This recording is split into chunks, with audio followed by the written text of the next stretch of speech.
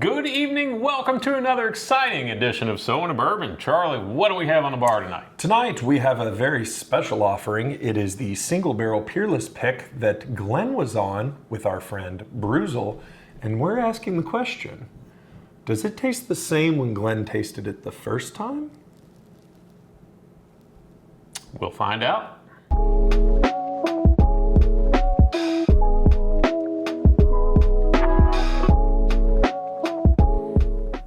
Okay, Charlie, so if you watch our show, you know last summer I was able to go on a barrel pick, my first ever barrel pick at Kentucky Peerless, which was awesome. And we finally, I don't know why he does this every time I talk about this, but anyway, we finally received one of the bottles that we picked. This is the single barrel bourbon from Brewzle. And we're not only going to try this tonight and review it, but we are also going to compare it to this sample bottle that we pulled directly from the barrel.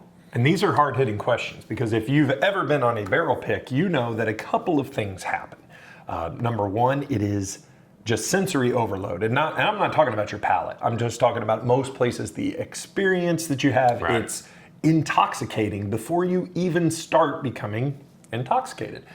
And then you go palate deaf, right? Like, because a lot of places, if they're doing it and they do it right, you're drinking through their standard stuff so you can compare it to this and as you experience. And after a while, it all starts to run together. Yeah, especially when you're tasting something like Kentucky Peerless. I mean, talk about flavor bomb, pretty much everything they do. And obviously it's coming right from the barrel. So once you get a few in, things tend to get a little difficult to tell apart. Yeah. Now, I will say these picks that we did there, they stood out enough. I feel like Kentucky Peerless has enough punch and enough flavor and depth of flavor that, you know, you can really still tell everything apart. So, but that leads to the question out. Is, does this taste like what it tastes like when you tasted it? Yeah, I mean, some time has passed, right? Yeah. I don't know how soon after we were there that day that it came out of the barrel, how long it sat in a tote, how long it took for them to bottle it. Does the whole process make it taste a little bit different? Let's find out. Is this episode pointless? Which one do you have? On this trip. What do you mean, which one do I have? Which one are you tasting I'm going to do first? the first one. I'm doing this one. Okay. I'm doing the little sample bottle of the Kentucky Peerless single barrel proof, 114.3 proof, mash bills, corn, rye, and barley. MSRP. I believe I paid $89 for this That sounds off about the right. website. I went back and tried to check it, and it was gone, so I'm not sure. So, I mean, looks like bourbon. yeah, Kind of a light. looks like bourbon. Yep. A Looks little like lighter bourbon. than I remember. I tell you, it looks a little lighter than what's in It does, our doesn't it? beautiful Zimmerman glassware. Yeah. I'll tell you that I don't right know if now. that's the glassware or... You know, there's a little bit of that, but it is definitely a Yeah. little darker. That's so interesting. Let's nose it. Man, that's awesome. Straight up cola and spice and everything nice. It really has one of those noses, and we have drank this before, I think, on Yes. camera. Yes. I'll post the little link so you can go back and watch the whole episode where we picked it. Sweet, savory, spicy, cola, bourbon. Like, it's one of those that when you look up bourbon and what it smells like in the dictionary, this pops up. Right. Like, it hits on all of those nice things, very balanced. Man, that smells good. It doesn't seem like it's tamed down much at all since we Not drank really. it last time. Cheers. Cheers.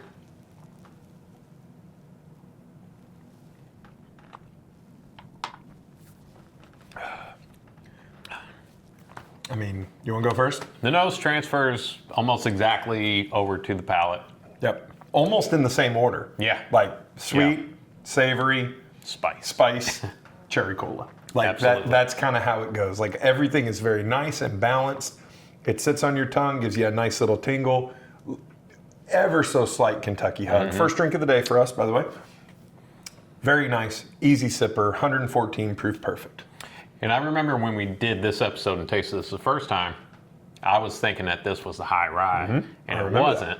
And it, once again, that it's got enough spice there to kind of make you think To that. throw you off. Yeah. And you know, it could still be a higher rye, Yes. We don't know the mash bill, Right. but it's not the high rye. All right, I'm not palate cleansing. I'm just going right into it. So, as we mentioned, I feel like in our beautiful Zimmerman art glass, I feel like the color is a shade darker. It's kind of hard It to see. really does look darker. It almost makes me wonder, Is it even am I right? Yeah. Is this the same? Well, I mean, just even if it's set for 3 more months or 4 more months. Right. So, oh my. I feel The nose is a little a different. little different. There's a little something there. What's weird is this feels a little more muted than the sample bottle that's been sitting there open for several months. Well, I don't know if muted is the word I would use. Well, when I say muted, I mean a little less Cascading. heat, a little less spice, and more of a soft sweetness, caramels, vanillas. I get exactly what you said. I get some of that sweet and that kind of candy, but I get a funky kindness to it that I really like. All right, I'm excited now. I don't get as much cola. I do on the not get nose as on much this one. cola, as much tingly cola, but I'm No. excited for this one. Let's- Here we go.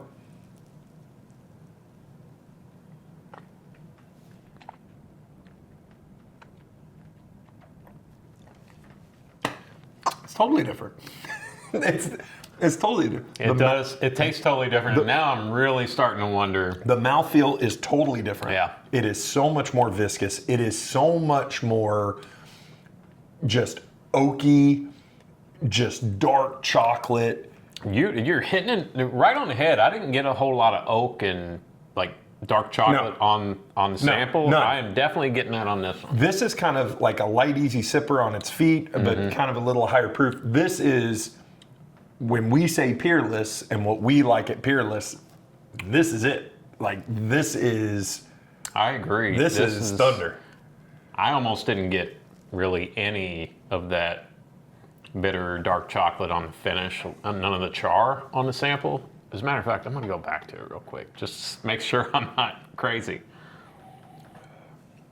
So this, from what TJ told me when I texted him, was supposedly the second number 3. And if you watch that video, you'll see how we reacted to that one. And I'm wondering if maybe we got that confused and these are different bottles. We don't know. That's what's fun about single barrel experiences. You never really know. Once you walk out of that place, it's in God's hands. But I will tell you this, that's an excellent offering from Peerless. An excellent offering from Peerless. Deep, dark, oaky chocolate. There's not as much rye spice in the sample bottle that was in the sample bottle. It has a really nice Kentucky hug, just a warming sensation in the nicest way. This is, I mean, it's February 10th here, 11th. It's cold, it's snowing. This is a cold and snowy bourbon day. Yeah, it's a great bottle, and that's if you watch that video, that was probably the best bottle that we tasted, the best barrel that we tasted that day. That's the one that got us most excited.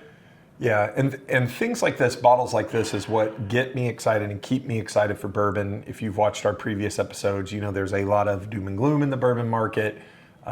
News was announced this past week that Diageo is closing Stitzel-Weller Distillery and ceasing all bottling and distilling operations there, which is not only sad for bourbon, but for history. Right. Not closing the whole facility, but but there's going to be no more production and aging. Right. And Now it's just a tourist place where you can see where Pappy's at. But it's just one more kind of knock, right? Like they're just, there's no good news coming.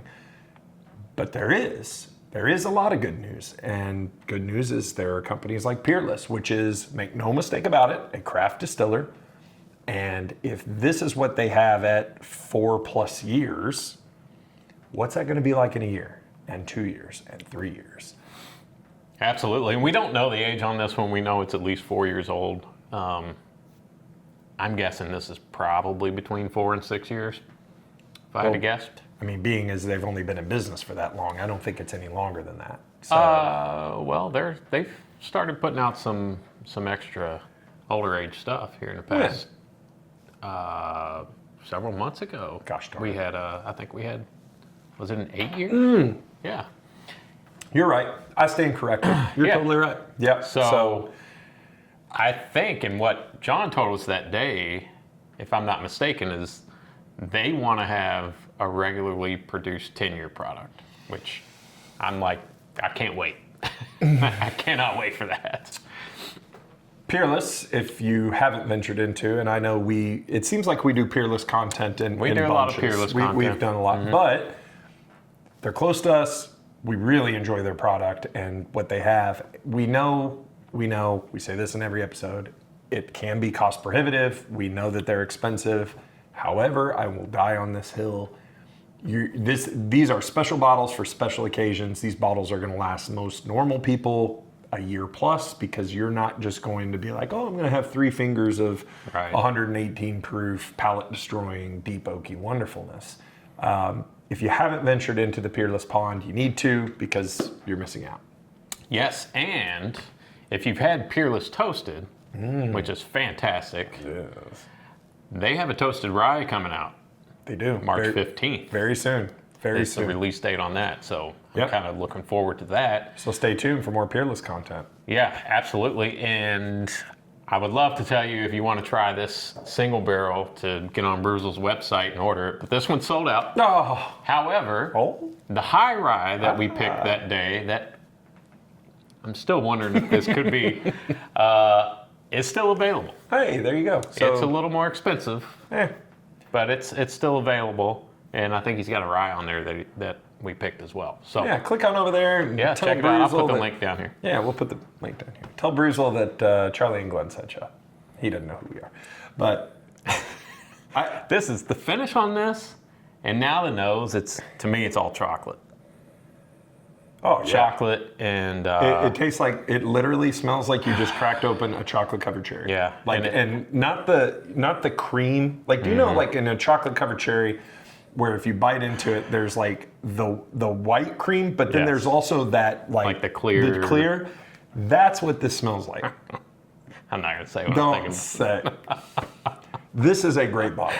And this is why it's hard not to be romantic about bourbon, because it's a single barrel. It only I'm exists watching them right try here. to get me back on track. Get it back on track. First episode in like 10 months, whatever. So, no, Yes, I'm Charlie with finally you. came home from Disney.